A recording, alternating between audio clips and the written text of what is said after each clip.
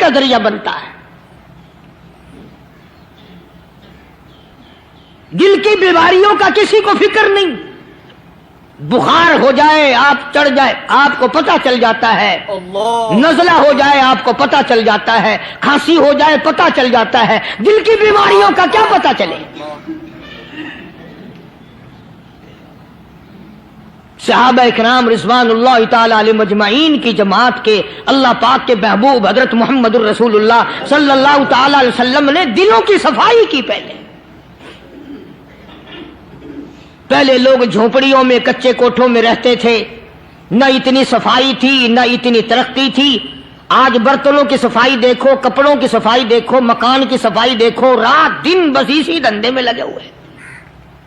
سارا دن برتن دھونے سے فرصت نہیں, سارا دن کپڑوں کے بناؤ اور سنوار میں فرصت نہیں. تو اللہ والے ایسے موقع پر بڑی عجیب بات کہتے ہیں, وہی مجذوب ہے.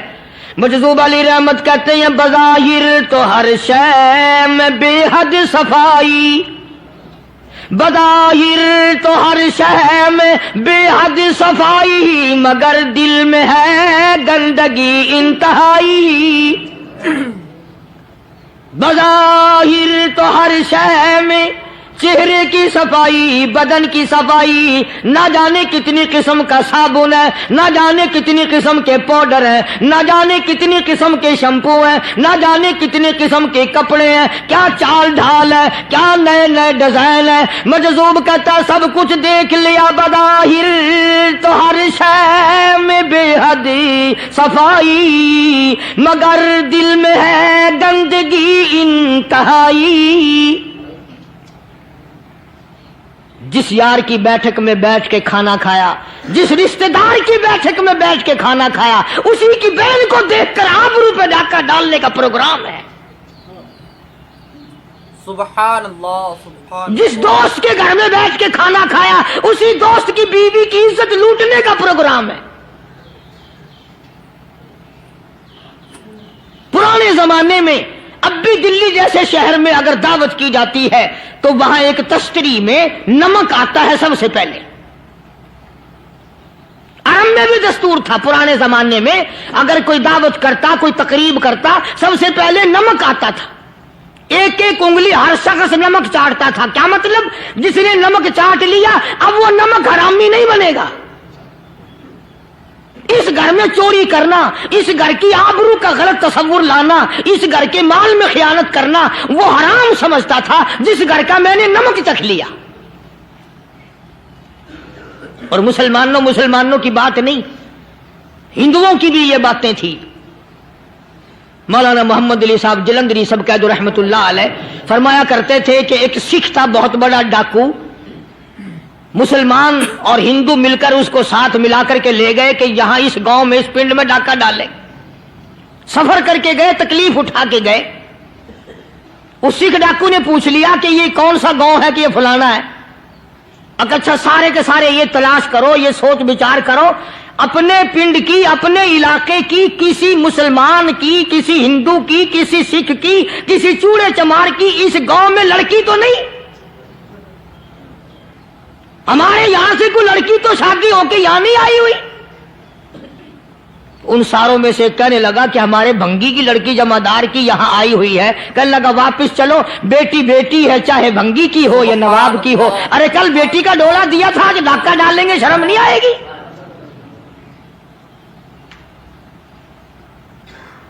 آج وہ تصور کہاں چلے گئے؟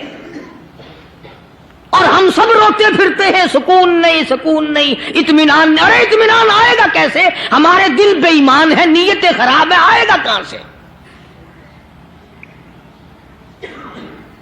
صحابہ کرام رضوان اللہ تعالی علیہم اجمعین کی جماعت نے اس قدر اس بات پہ محنت کی اور کوشش کی کہ غلط لقمہ بھی پیٹ کے اندر نہ چلا جائے. چنانچہ میں اعلان کہتا ہوں, 1,29,000 صحابہ کرام کالی کملی والے کے دیوانے اور پروانے, حضور کے یار جانثار, حضور کے ساتھ فاقہ کھانے والے, فاقوں مرنے والے, پتھر کھانے والے, اپنے بچوں کے ٹکڑے ہوتے ہوئے دیکھ کر لا الہ الا اللہ محمد الرسول اللہ کی صدا بلند کرنے والے صحابہ کرام کا یہ حال تھا.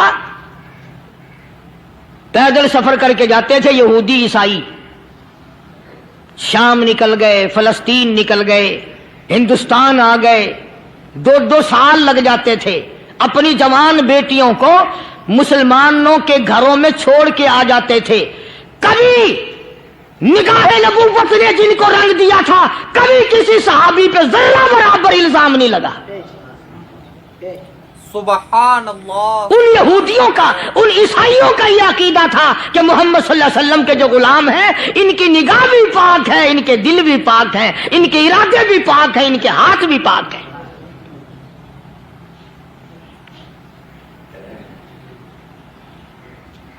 مصر کے گورنر نے، مصر کے جنرل کرنل نے خط لکھا سیدنا فاروق اعظم رضی اللہ تعالی عنہ کی خدمت میں، دور خلافت ہے حضرت فاروق اعظم کا۔ کیا خط لکھا کہ حضور مجھے کافی وقت گزر گیا ہے اور فلاں علاقے میں آپ کے حکم سے ہم نے جانا ہے اور راستہ صرف ایک ہے اور اس راستے میں جال بچھا دیا گیا۔ اب مجھے مشورہ دیں میں کیا کروں، حکم دیں مجھے۔ جال کیا بچھا دیا گیا کہ ہمیں پتا چل گیا ہے عیسائیوں نے پروگرام بنایا، سینکڑوں لڑکیاں تلاش کر کر کے بڑی خوبصورت حسینہ اکٹھی کی ہیں، ان کو گانے بجانے کی ٹریننگ دی ہے، ان کو اچھی اچھی آوازوں والی لڑکیاں ڈھونڈ کے لائے ہیں، اور انہوں نے یہ پروگرام بنایا کہ جب مسلمانوں کی فوج اس گلی سے گزرے گی ان کوٹھوں کے اوپر چڑھ کے گانا بجانا کریں گے تاکہ ان کے دل میں بدماشی آئے اور ان کا بیڑا غرق ہو۔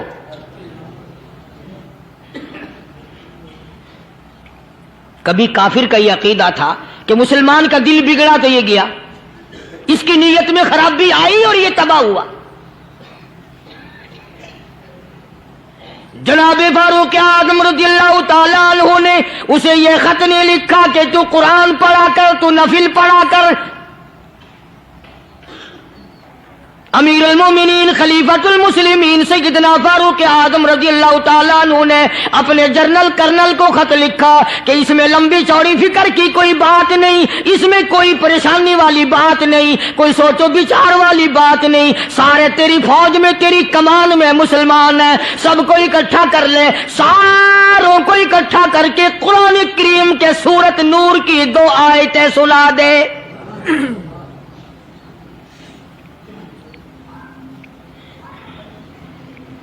یہ بھی نہیں فرمایا کہ سزا سناؤ، اتنے کوڑے لگیں گے، جو خلاف کرے گا یوں قید ہوگی، یہ کورٹ مارشل کر دیا جائے گا، کچھ نہیں۔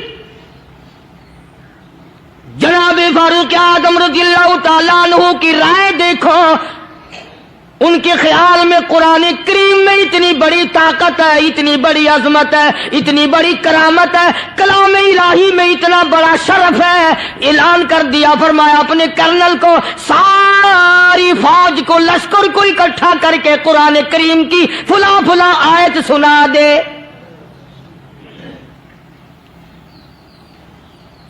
اور اس کے بعد بے دھڑک فوج کو، لشکر کو اسی راستے سے گزار کے لے جا، بے دھڑک لے جا۔